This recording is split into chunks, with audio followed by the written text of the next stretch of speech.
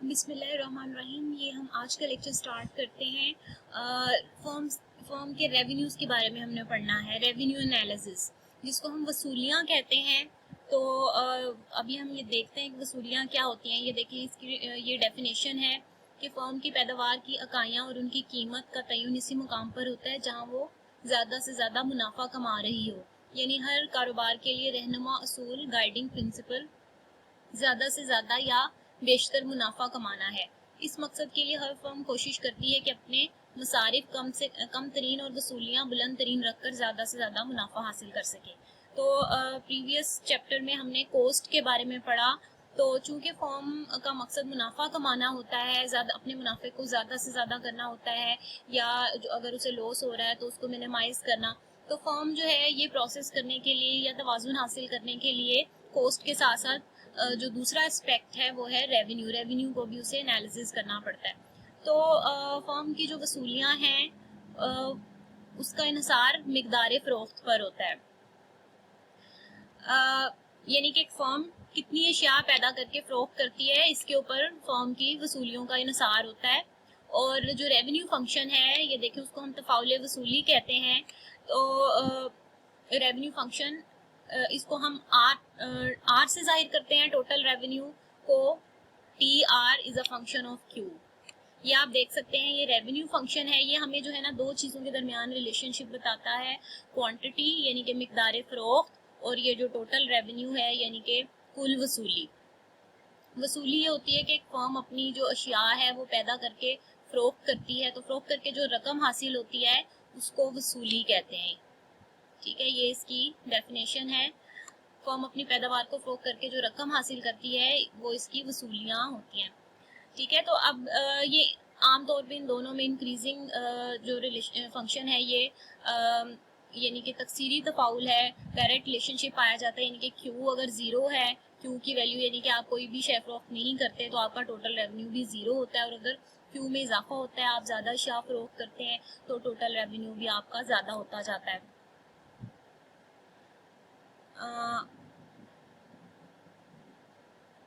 ये इसमें अब ये इसके हम मुख्तलिफ कॉन्सेप्ट्स हम अब देखते हैं। सबसे पहले ये टोटल रेवेन्यू, कुल वसूली जो है, ये कीमत और जो मिकदार है इस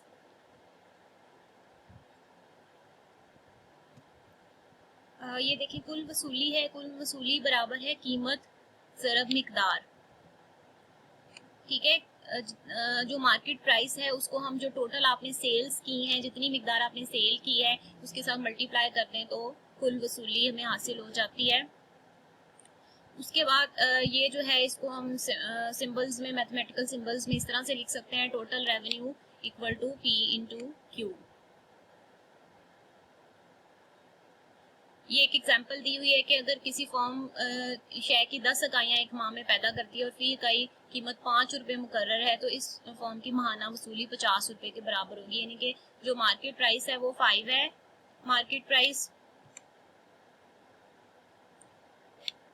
और 10 यूनिट्स उसने फ़रोख्त की हैं, तो उसकी जो टोटल वसूली है वो 50 रुपये होगी। नेक्स्ट है ये हमारा औसत वसूली।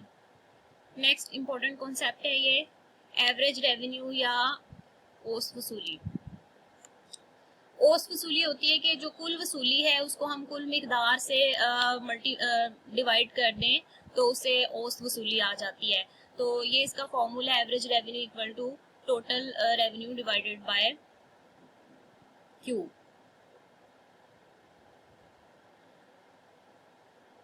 जैसे हमने ऊपर टोटल रेवेन्यू 50 कैलकुलेट किया था, तो 50 को हम जो क्यू है उसकी वैल्यू 10 थी, उस पर डिवाइड कर दें तो 5 आ जाता है। तो यहाँ पर मैथमेटिकली आपको करके दिखाया है, जो टोटल रेवेन्यू है वो P इंटू क्यू के बराबर है। तो P इंटू क्यू जो है इसको हम टोटल रेवेन्यू की जगह इसकी ये वैल्यू लिख देते हैं, तो ये क्यू से कैंसिल हो गया तो ये P आ गया। तो एवरेज रेवेन्यू जो है ये P के इक्वल होता है। यानी कि जो ये एवरेज रेवेन्यू है और प्राइस है ये सेम चीज़ है, एवरेज रेवेन्यू को ही हम प्राइस बोलते हैं। नेक्स्ट है मुख्ततिम वसूली, मार्जिनल रेवेन्यू। मार्जिनल रेवेन्यू क्या होता है? कुल वसूली में होने वाली वो तब्दीली जो एक आप अगला यूनिट, एडिशनल यूनिट या एक जायद इकाई फरोख्त करके आप हासिल करते हैं, उसको हम मुख्ततिम वसूली कहते हैं। ये देखें, मुख्ततिम वसूली बराबर है कुल वसूली में तब्दीली डिवाइडेड बाय कुल मिकदार में तब्दीली। तो ये ऊपर इसकी डेफिनेशन आप देख सकते हैं। मुख्ततिम वसूली से मुराद वो रकम है जो किसी फॉर्म को अपनी पैदावार की एक जायद इकाई फरोख्त करने पर हासिल होती है, या पैदावार की अगली इकाई फरोख्त करने से कुल वसूली में जो इजाफा होता है, इसे मुख्ततिम वसूली कहते हैं। मुख्तसर तौर पर कुल वसूली में इजाफे को मुख्ततिम वसूली कहते हैं। अब ये एग्जाम्पल दी हुई है, फर्ज करें शय की कीमत 5 रुपए फी इकाई है। बस अगर एक फॉर्म एक माह में 10 इकाइयों के अलावा एक इकाई मजीद फरोख्त करने में कामयाब हो जाती है तो 5 रुपया 5 इंटू 1 इजाफी वसूल करती है। इस तरह मुख्तलिफ वसूली 5 के बराबर होगी।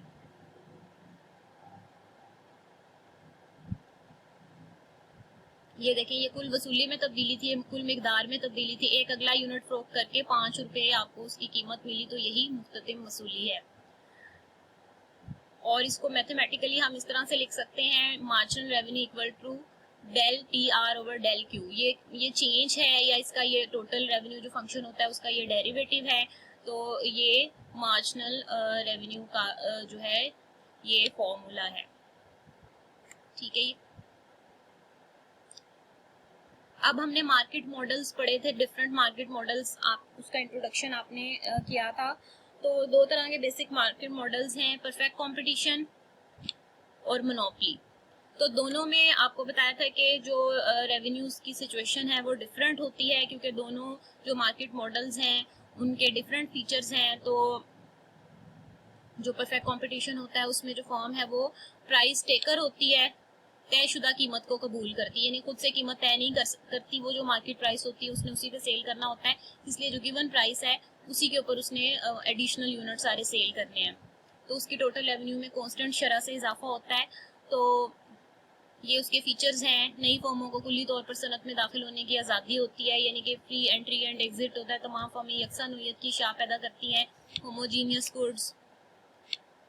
ठीक है, ये इसके फीचर्स हैं। आजरीन और सार्फिन को मंडी के हालात से मुकम्मल आगाही होती है, यानी कि परफेक्ट इंफॉर्मेशन होती है। और आमलीन पैदाइश में हरकत पजीरी मौजूद होती है, यानी कि आमलीन की जो रसद है वो लचकदार होती है। ये सारे फीचर्स हमने पढ़े थे। और कसीर तादाद में बेचने वाले और ख़रीदने वाले होते हैं। ये सारे फीचर्स हमने पढ़े हैं पिछली वीडियो में। अब ये देखें, ये जो है ये दो डायग्राम्स आपको नजर आ रही हैं। ये जो ये वाली डायग्राम है, इसके अंदर ये जो है ये मार्केट प्राइस डिटरमिन हो रही है। ये जो इक्विलिब्रियम है, मार्केट का इक्विलिब्रियम है, equilibrium price and output in the perfect market. यानी कि पूरी मार्केट में, ये पूरी मार्केट का जो सप्लाई कर्व है ये वाला, ठीक है, ये पूरी मार्केट का सप्लाई कर्व है और ये पूरी मार्केट का डिमांड कर्व है। ये जो दोनों के तवाजुन से ये 5 जो है ये कीमत तय हो गई है। ठीक है, तो अब ये जो गिवन प्राइस तय हो गई है पूरी मार्केट में, तो ये इंडिविजुअल फॉर्म का डिमांड कर्व है। तो इस फॉर्म ने भी इस गिवन प्राइस के ऊपर जो है वो सेल करना है। ये 5 रुपए जो है ये मार्केट में तय होगी। अब इंडिविजुअल फॉर्म ने इसी 5 रुपए पे जितने अपनी जो क्वांटिटी है या जो अपनी सेल्स है वो एडजस्ट करनी है। अब अगर वो फॉर्म अपने हालात के मुताबिक देखेगी कि उसने 5 यूनिट सेल करने हैं, 5 करने हैं उसने सेल, या 10 करने हैं उसने, या 15 करने हैं उसने, या 20 यूनिट उसने सेल करने हैं, या 25 करने हैं उसने। तो इस तरह से वो फॉर्म जो है अपने हालात के मुताबिक अपनी क्वांटिटी को एडजस्ट करेगी। वो प्राइस गिवन है, प्राइस को एडजस्ट नहीं कर सकती। तो ये औसत वसूली, मुख्ततिम वसूली और कीमत मुकम्मल मुकाबला में सेम होती है और इसका ये हॉरिजॉन्टल डिमांड कर्व बनता है।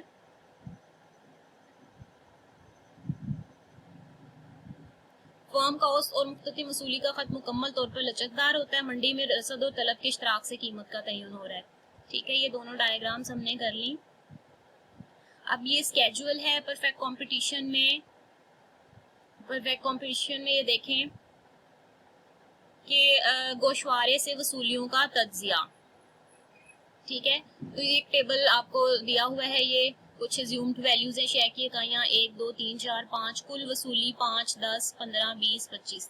औसत वसूली 5 है और मुख्ततिम वसूली भी 5 है।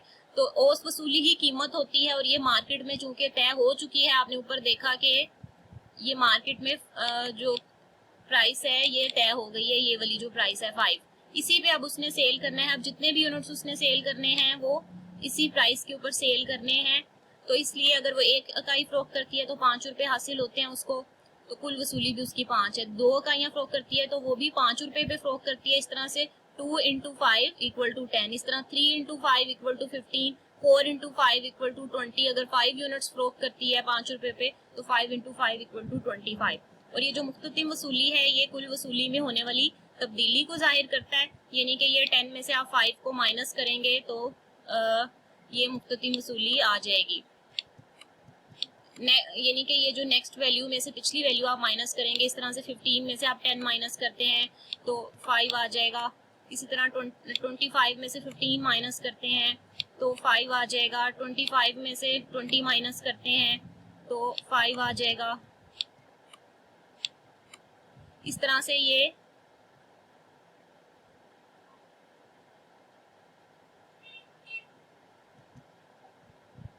जो है ये स्केजुअल है। इसमें आप देख सकते हैं कि औसत वसूली जो है वो कांस्टेंट है, क्योंकि इंडिविजुअल फॉर्म का ये स्केजुअल है और वो इसमें चेंज नहीं कर सकती। इस तरह से औसत वसूली और मुख्ततिम वसूली और कीमत जो है इसमें सेम होती है और कांस्टेंट होती है। टोटल रेवेन्यू में भी कांस्टेंट शरह से इजाफा हो रहा होता है। अब ये इसकी डायग्राम है, जो टेबल हमने अभी ऊपर पढ़ा है तो उसके मुताबिक ये हम डायग्राम बनाते हैं। यहाँ पर हमने वाई एक्सिस के ऊपर हमने ली हैं वसूलियाँ और एक्स एक्सिस पे हमने मिकदार फरोख्त हमने ली है। और ये जो है ये एवरेज रेवेन्यू और मार्जिनल रेवेन्यू का खत बनाया है और यही खत कीमत या डिमांड कर्व है। और ये टोटल रेवेन्यू है। पहली इकाई फरोख्त करते हैं तो 5 रेवेन्यू हासिल होता है टोटल रेवेन्यू। दूसरी इकाई फरोख्त करते हैं तो 10 होता है। तीसरी करते हैं तो 15 है। चौथी करते हैं तो 20 हासिल होता है। इस तरह से 5वीं इकाई पे 25। तो इस तरह से upward sloping to the right ये वाला कर्व है और ये हॉरिजॉन्टल कर्व है। ठीक है, ये दोनों कर्व्स हम आगे यूज करेंगे फर्दर एनालिसिस के लिए जब हम फॉर्म का इक्विलिब्रियम करेंगे। और ये भी आप इसमें देख सकते हैं कि जो टोटल रेवेन्यू का जो कर्व है वो यहाँ से 0 से स्टार्ट होता है। 0 से स्टार्ट होने का मतलब ये है कि अगर आपने कोई इकाई फरोख्त नहीं की तो आपका जो टोटल रेवेन्यू है वो भी 0 होगा। तो ये चीज इसको जाहिर कर रही है। अब नेक्स्ट हम करते हैं उजारादारी के तहत फॉर्म की वसूलियों का तज्जिया। ठीक है, इजारादारी का मार्केट मॉडल भी पढ़ा था कि जिसमें वाहिद फॉर्म सिंगल सेलर होता है, कोई करीबी नेमुल बदल नहीं होता, इजारादार प्राइस मेकर होता है, खुद कीमत तय करता है। ये हम पिछली वीडियो में ये सारी चीजें हम पढ़ चुके हैं। ठीक है, ये इसके मेन फीचर्स हैं। ब्लॉक्ड एंट्री यानी कि दाखला जो है वो बंद होता है, नई फॉर्म कोई मार्केट में एंटर नहीं हो सकती। और जो मोनोपलिस्ट है वो इश्तहारबाजी भी कर सकता है, अपनी फरोख्त बढ़ा सकता है।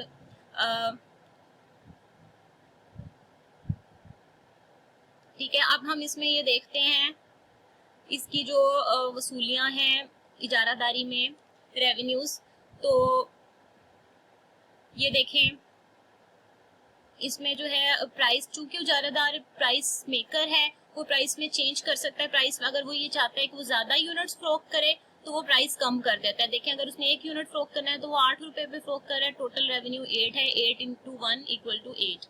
अगर उसने 2 यूनिट फरोख्त करने हैं तो उसको अपनी प्राइस कम करनी पड़ेगी। और लॉ ऑफ डिमांड के तहत अगर आपने ज्यादा जो यूनिट्स हैं वो फरोख्त करने हैं तो प्राइस आप कम करके ऐसा कर सकते हैं। तो इस तरह से 2 यूनिट्स आप 7 रुपीज पे फरोख्त करते हैं तो 7 × 2 = 14। ये टोटल रेवेन्यू 14 हो जाएगा। इसी तरह 3 यूनिट्स मजीद वो अपनी सेल बढ़ाना चाहता है इजारादार, तो वो मजीद 1 रुपया कम कर देता है वो अपनी प्राइस। इस तरह से 3 यूनिट्स वो 6 रुपीज पे फरोख्त कर सकता है।